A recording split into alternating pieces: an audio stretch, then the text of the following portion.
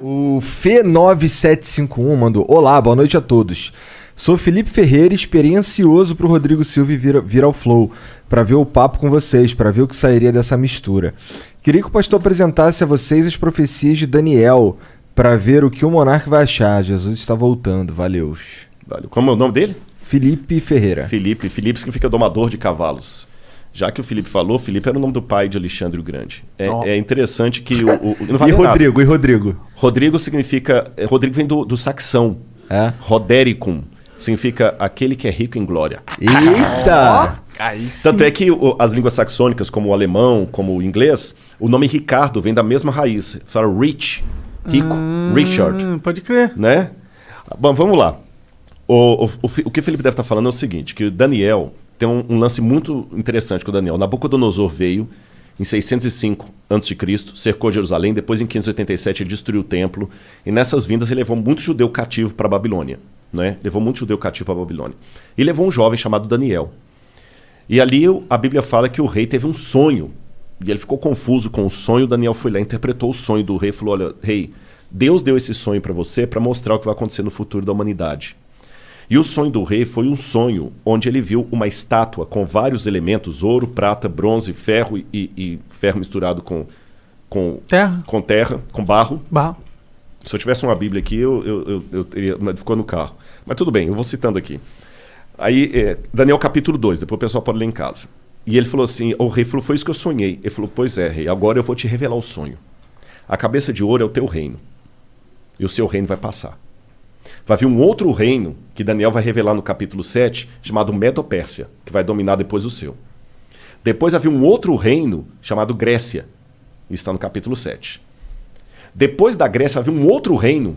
Mas não está na Bíblia assim nominalmente, tá? A Grécia, a Medo-Pérsia e a Babilônia estão. Só dali para diante que não está. Tá. Estão as características. Aí vira uma... Porque o livro da Daniel... Mas já existia naquela época esses países? Não, 606 a.C. é só a Babilônia. Tinha a Pérsia, mas a Pérsia era um trocinho desse tamanho. Entendi. Você está entendendo? E a Grécia tinha lá no Peloponeso, aquele monte de ilhas lá, nada, né? E o detalhe, um parênteses aqui, que isso aconteceu no capítulo 2 de Daniel. Mas depois no capítulo 7, Deus dá uma visão ao profeta Daniel com essa mesma história, mas com mais detalhes. E depois no capítulo 8, com mais detalhes. Daniel vê monstros, bichos, e Deus vai explicando. Por que Deus fez aquilo? É a maneira de entender, parábola, não é? E Deus vai dando detalhes. Aí Deus fala o seguinte: como são as características? Eu estou pegando igual Daniel 2 e 7. A Babilônia vai passar. O reino que virá da Medo-Pérsia, ele será forte por um lado e fraco por outro. Ele terá duas forças. E realmente foi a junção da Média e da Pérsia, Dario e Ciro, que destruíram a Babilônia. Quando fala da Grécia, fala da Grécia de um único rei que ia dominar o mundo, mas ele mesmo se autodestruiria. E quando ele se autodestruísse, na sua força quebrou-se-lhe o poder, 4 reis iam surgir dele. Aí quando você chega no período Aí você tem então 606 a.C. a Babilônia. Em 538 a.C. veio a Medo-Pérsia e destrói a Babilônia, igual Daniel falou. Em 331 a.C., Daniel já tinha virado farinha. Vem o filho de Filipe, Alexandre o Grande, da Macedônia, e começa a fazer as conquistas gregas. Igual a profecia falou. Entendi. E Alexandre o Grande, ele só ia conquistando e não voltava, conquistando e não voltava. E como é que Alexandre morreu? Ele se autodestruiu praticamente, porque ele morreu em 323 a.C., com 33 anos de idade. Aí tem algumas versões, alguns acham que ele contraiu febre tifoide na Índia, outros acham que ele resolveu beber uma taça de vinho para cada ano da vida dele. Eu sei que na sua força ele se quebrou. O reino de Alexandre não foi dominado externamente por ninguém, ele mesmo morreu. E ele não deixou descendente, porque ele tinha um filho com Roxane que foi morto. E aí, o que aconteceu depois da morte de Alexandre? Lembra a profecia? Depois que esse rei se quebrar, vão vir 4 no lugar dele repartindo o reino. O reino de Alexandre é repartido entre seus 4 generais: Cassandro, Seleuco, Lisímaco e Ptolomeu. Igualzinho a profecia falou, e Daniel já tinha virado farinha aí. Daniel é 606, estou falando em 331 a.C., traz para frente. Aí falou que depois que esses 4 divisões se sugeria, aí viria um reino que dominaria todo mundo com mão de ferro. E ele duraria muito tempo. E vai falando das perversidades. Aí quando você pega quem substituiu ali depois dos 4 Diódoros de Alexandre, Roma. E fala detalhe por detalhe de Roma. Aí quando fala dos pés em ferro com barro, fala o seguinte: esse último reino será o último reino da terra. Ele não será um reino mundial como os anteriores. Assim como ele tinha uma parte em ferro e uma parte em barro, esse reino será um reino dividido entre nações, onde ele terá, por um lado, a força do ferro, por outro lado, a fraqueza do barro. Durante muito tempo, essas nações tentarão se unir por acordos, contratos e casamentos. Mas assim como o ferro não se mistura com o barro, eles não se unirão. Aí quando você continua estudando a história geral, o que acontece em 476 d.C.? Cai o Império Ocidental Romano. E ele é dividido entre as tribos bárbaras que atacaram Roma e que viraram os países da Europa Ocidental hoje. Que durante toda a história da Europa ficou fazendo o quê? Tentando se unir. Através de casamento, por exemplo. Dom Pedro I era filho de Carlota Joaquina. A esposa dele era princesa da Áustria. Tá certo? A Rainha Vitória chegou a ser chamada de vovó da Europa, porque ela tinha parente em todo lado. Lembra que o que casou com a Elizabeth agora, ele era de sangue alemão e estava na Grécia. A Europa toda tem parentes e eles não conseguiram unir a Europa. O que Napoleão tentou? O que Carlos Magno tentou fazer? Unir a Europa, não conseguiu. O que Napoleão tentou fazer? Unir a Europa, não conseguiu. O que Adolf Hitler tentou fazer? Unir a Europa e não conseguiu. Mercado como europeu, unir a Europa e não conseguiu. Agora o Brexit. A Europa pensou que unir, rachou de novo. E a profecia falou que esse reino seria um reino dividido até o fim, quando então virá uma pedra do céu, que é a volta de Jesus. Eu dei um panorama assim rápido, sabe? Então acaba com o cometa. Não, aí é um símbolo da volta. Não é um asteroide. Fala que é uma pedra como se fosse tirada uma montanha. É um símbolo da intervenção divina na história. Entendi. Nos dias desses reis. Então, cara, é muita coisa coincidindo assim que você vai assim, mas aconteceu ao pé da letra. Esse é só um exemplo. A Bíblia está lotada de profecias. Não são profecias como música de Roberto Carlos quando você está na fossa. Qualquer uma conta a sua história. Você entendeu? Não tem música assim. Qualquer uma conta a sua história. Você tá lá, tomou um pontapé no traseiro da menina, parece que a música foi feita pra você. Sim, histórias que são arquétipas. Não, tipo não é o caso. Do herói. Isso aqui é... Histórias que se repetem na humanidade. É muito legal. E eu vou fechar essa resposta aqui, que foi só uma pincelada que eu dei, né? Durante muito tempo, muitos pensavam que tudo de Daniel era um mito. Por exemplo, se você conversasse com um cético no século XVII, XVIII, até o início do século XIX, ele dizia assim... Daniel não foi o cara que leu umas paradas que foram escritas na parede com sangue? Foi o Belsazar, que era o rei da Babilônia. Eu vou falar dele na arqueologia. Olha que interessante. Segura que eu vou falar dele. Um cético, até por volta de 1820, ia falar com você assim: livro de Daniel é todo mito, bobagem, nada disso aconteceu, porque a arqueologia não existiu Babilônia. Pelo menos o grande império da Babilônia não existiu. Você vai no rio Eufrates de fora a fora e não vê nenhuma Babilônia ali. E a Bíblia e Heródoto falavam que a Babilônia, o rio Eufrates cortava a cidade, igual o Tietê e Pinheiros corta São Paulo. Aí você vai Tietê de fora a fora e não vê rastro de cidade. Até que, em 1899, um pouco antes, a Layard começou a explorar algumas coisas e ele conseguiu encontrar tijolos com escrita estranha, que foram decifradas e descobriram o nome de Nabucodonosor. Eu mesmo tive a oportunidade de traduzir um tijolo com escrita cuneiforme. Tem um artigo publicado disso, pela USP, inclusive. Que foda. Onde eu estudei e achei o nome de Nabucodonosor. Vou contar desse tijolo para vocês daqui a pouquinho. Provou, então, que, o Nabucodonosor existiu. Mas até esse achado de Layard, falar de Nabucodonosor era algo tão ridículo na academia como falar do rei Arthur. Provou que Nabucodonosor existiu. Em 1898, 14 anos depois disso, Robert Coldewey, um arqueólogo alemão, descobriu na colina de Hilá a Babilônia.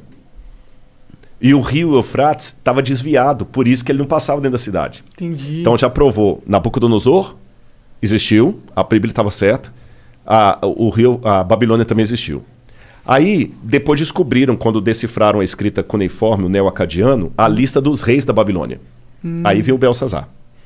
Porque, segundo a Bíblia, o rei que estava no poder quando os medo-persas atacaram a cidade, o rei da escrita na parede lá que você falou, chamava-se Belsazar. Só que quando você pegava a lista dos reis da Babilônia, o último rei era Nabonido. Então, peraí. Agora nós temos um problema arqueológico. A lista oficial da Babilônia, quando colocava os reis inteiros, o último foi Nabonido, não teve nenhum depois dele. E a Bíblia fala que o último rei era Belsazar. Aí muitos críticos falaram, tá vendo? A arqueologia desmente a Bíblia. Até que William Talbot estava trabalhando nos porões do Museu Britânico e ele descobriu um tablete que foi traduzindo as orações de Nabonido, as crônicas de Nabonido.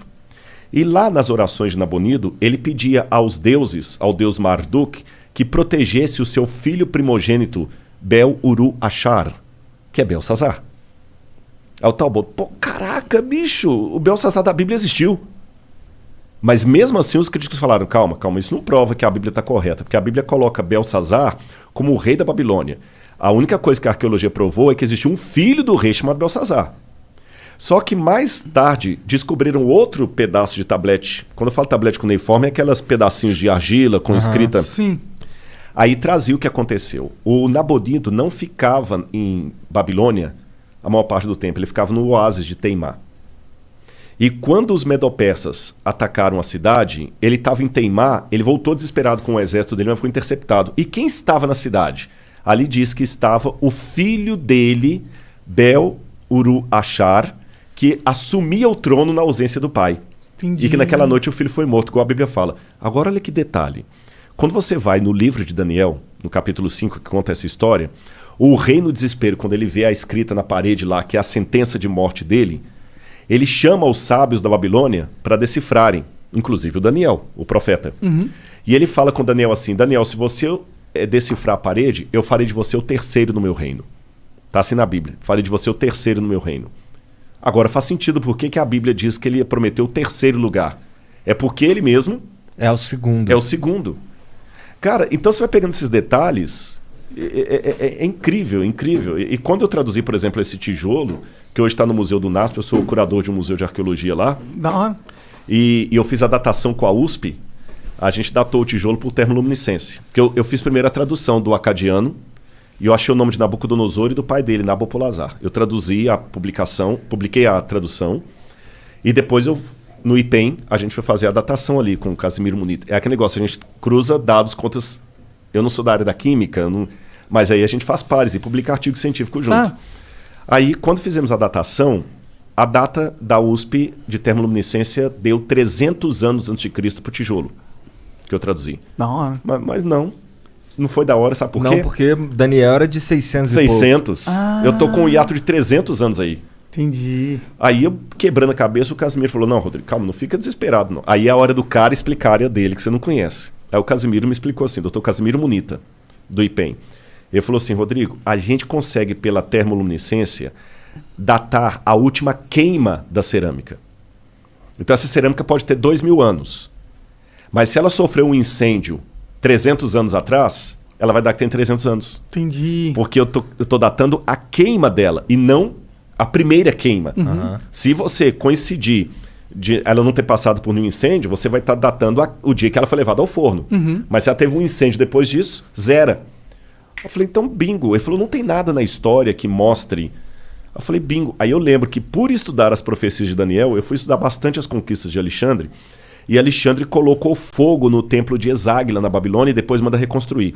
A gente deduz que foi Alexandre. Alguns têm a dúvida se foi o Alexandre ou se foi o Ptolomeu, que botou fogo, não Lisímaco, corrigindo, que botou fogo no Entemenac. Isso foi 300 anos de Cristo. 300 anos de Cristo. Então eu falei, bingo. E o único prédio da Babilônia que foi incendiado e por isso reconstruído foi o templo do Entemenac. Você está entendendo? O único. Aí eu falei, então agora eu sei, a data que eu tenho é a data do incêndio da época de Alexandre. E agora eu sei, dentro da Babilônia, de onde veio esse tijolo. Dentro do templo. Aí eu fiquei emocionado, gente. Vou falar com vocês por quê. Porque aquela inscrição que eu traduzi era uma inscrição pública. É igual você tem na Flow que estava na parede ali embaixo e tudo, é uma inscrição pública, né? E aquela inscrição pública estava no templo do tesouro do Nabucodonosor. E a Bíblia fala que quando ele levou os utensílios de Jerusalém para lá, para humilhar os judeus, e para lembrar o início da nossa conversa lá do podcast lá atrás, que eu falei que Jeremias falou, Deus vai trazer os babilônios, porque vocês não estão obedecendo a aliança, Deus vai tirar a proteção dele, já que vocês estão procurando outros deuses. O Daniel viu os utensílios sagrados do templo sendo levados pelos babilônios lá para a Babilônia. E segundo a Bíblia, guardados na casa do tesouro do Deus. É provável que esses tesouros ficassem dentro do templo do Entemenac. Porque o Nabucodonosor dos babilônios, eles tinham o costume de fazer uma espécie de museu, antes dos museus, de guardar artefatos de espólio de guerra dentro do templo. Pode crer. Então Daniel leu com os olhos dele aquela inscrição que eu traduzi. Ah, pode crer. Agora ele leu com que espírito? Humilhado. Imagina, tudo que você tem de mais especial. Se você for religioso, aquele crucifixo que a sua avó te deu, que fez o catecismo e tudo, sendo colocado lá de qualquer maneira lá... Com um espólio de guerra. Espólio de guerra. Ou então vamos supor que aqui no programa vocês têm algumas coisas legais, que falam assim, pô, isso aqui a gente guarda com carinho, porque isso aqui foi o primeiro prêmio que a gente ganhou e tudo. Sim. Aí você vê um negócio colocado lá, banalizado, te dói o coração. Daniel estava humilhado. Ele passou na porta do Entemenar e ele viu isso. E ele leu aquela inscrição. Eu sou Nabucodonosor, que foi o que eu traduzi. Rei da Babilônia, provedor dos templos de Esagla e Êxodo. Daniel deve ter feito perguntas similares às que eu fiz quando eu estava com a depressão. Onde está Deus? Tem um Salmo 139 que diz: às margens do rio da Babilônia, nós nos assentávamos e chorávamos lembrando de Sião. Aqueles que são mais antigos que eu devem lembrar de uma música antiga, né? On the rivers of Babylon. É uma música dos anos 70, 80, The Rivers of Babylon. Eu não manjo. Mas é uma música legal. Depois o pessoal dá uma googada, eles vão achar. E essa música fala desse salmo que os judeus compuseram. Mas foi uma música pop, foi uma música de rock. A dor deles por estarem na Babilônia. No salmo fala assim, os que nos levaram presos pediram que nós cantássemos alguma música da nossa cidade, da nossa pátria. Mas como nós podemos cantar a música da terra com o nosso templo destruído? Então Daniel estava arrasado, igual eu estava lá no Cevisa. Daniel leu aquela inscrição como um símbolo de humilhação. 2.600 anos se passaram. Aquela inscrição, por um golpe de sorte, não sei, entre aspas, foi encontrada por um brasileiro lá no Iraque, quando trabalhava na Mendes Júnior em construção civil. Olha lá. Esse brasileiro ia passear nas ruínas lá e via aquele monte de pedra, fez amizade com um soldado lá, futebol, Pelé. Cara, deixa eu levar um souvenir pro Brasil. Pega o que você quiser. E ele escolheu, no meio do monte de monturo lá, esse tijolo, porque tinha uns desenhos legais. Chegou no Brasil e falou: o que eu vou fazer com isso? Vou jogar isso fora. Aí a mulher dele falou o seguinte: não joga fora não. Doa isso pro professor Paulo Barbosa, ele é professor da escola adventista lá, de história, ele pode usar, que doou. Esse professor Paulo ficou com essa pedra uns 30 e tantos anos. Ele até morreu, esse professor. Quando foi um dia, ele foi visitar o museu do NASP e ele viu alguns tabletes com inscrição cuneiforme. E eu estava no museu nesse dia. E eu falei: eu tenho lá em casa um tijolo com esses desenhos. Eu vou doar para vocês. Que legal. Cara, eu fiquei, sabe? Como é que é? Quando eu fui à casa dele, eu peguei o tijolo na mão, assim, com os desenhos. Se você colocar aí, se não for abusado sobre vontade, se você colocar assim, tijolo babilônico Rodrigo Silva, vai aparecer uma foto do tijolo aí. Na internet eu tenho tudo, né, cara? Hoje em dia é só clicar. Aí o que acontece? Eu peguei aquele tijolo, quando eu falei: professor, isso aqui não é desenho, não, isso aqui é inscrição cuneiforme. Ele falou: aí o que está escrito isso aí? Eu falei: não dá para escrever. É esse aqui, ó. Esse aqui, ó. Eu falei no ex-ateu, graças a Deus. Eu nem sabia disso aqui, não tem nada a ver com isso. Um ex-ateu Blogspot. Eu nem sei quem é, viu? Mas esse tijolo aqui, ó. Esse aqui, ó. Ali, eu não sei se o pessoal de casa vai ficar tão nítido das fotos, que às vezes não dá, né? Não, mas ele sabe que a gente pesquisou. Pesquisou, né? Então ali aquela primeira... Parece um asterisco. Parece. Se lê Dingir em acadiano. Dingir. Dingir é um epíteto de um nome divino, mas ao mesmo tempo como o nome de um rei, logo em seguida. Aí você tem essa língua silábica, ela não é alfabética. Aí você lê Dingir, Nabucuduriusur, Lugal. Lugal é rei em acadiano. Bom, antes de entrar na tradução, eu lembro que quando ele colocou o tijolo no meu colo, falando que era desenho, eu falei: professor, isso aqui não é desenho, isso aqui é escrita. Aí ele falou assim: então lê para mim o que ele está falando. Não dá para ler igual você lê a Folha de São Paulo. Pô, não... eu leio isso aí, mas eu não sou professor de acadiano. É que quando você faz arqueologia, a gente estuda um pouco de egípcio, acadiano. Aí tu sabe o que é e daí tu leva mas exatamente. Aí você vai pesquisando, vai traduzindo aos poucos. E tem muita língua que você até estudou, mas se você não está falando, você esquece. Tem muita coisa que eu esqueci. Egípcio, eu ainda dei aula de egípcio na faculdade, mas acadiano eu nunca lecionei. Mas eu falei: mas eu posso decifrar. Pô, aí peguei meus dicionários lá, meus léxicos e tudo, e consegui decifrar. Então ali tá: eu sou Nabucodonosor, Lugal, rei de Acadê, Babilônia, rei da Babilônia, provedor na segunda linha dos templos de Êxida e Exáguila, que é justamente o outro nome do Entemenac, aqueles templos lá. E embaixo fala filho, aí tá borrado, porque quando eu fiz a tradução, eu mandei para professores de Harvard, da Andrews, de Budapeste, que são realmente, os caras são os bocas em acadiano, para ver se eu não fiz bobagem, né? E eles confirmaram. E um professor de Budapeste acredita que onde está borrado aqui, que eu não consegui traduzir, seria filho primogênito de Nabopolassar Lugal Acadê, rei da Babilônia. E esse símbolo aqui é igual aquele lá, não? Só que aqui você lê Acadê. Lá é Dinger, aqui é Acadê. Você entendeu? Que é o nome da cidade. É porque o sumeriano ele traz os símbolos e dependendo de onde está ali na frase, a sílaba é outra. Que viagem. Nossa, deve ser um inferno ler isso. Não, mas é legal. Aí eu sei que eu peguei o tijolo, traduzi, publiquei, porque a gente tem um negócio chamado currículo Lattes, que você precisa de vez em quando botar o... É igual o Instagram, tem que botar uma fotozinha lá, senão o pessoal é o Instagram dos inteligentão. Aliás, eu vou aproveitar aqui, vou pedir o pessoal do Instagram, eu deve ter com uns quase 300 e tantos mil seguidores. Podia verificar a gente também. Não verificar, você também não? Eu vou verificar o Rodrigo e o Flow. Como assim? Vocês 1 milhão e... Eu não a Laura tenho... falou que como assim 1 milhão e não são verificados? Eu não sou verificado no Twitter, o Flow também não é, por aí vai. Isso deve ser algum complô da NASA para não permitir que as verdades do Flow cheguem... Eu vou explicar bem o que é.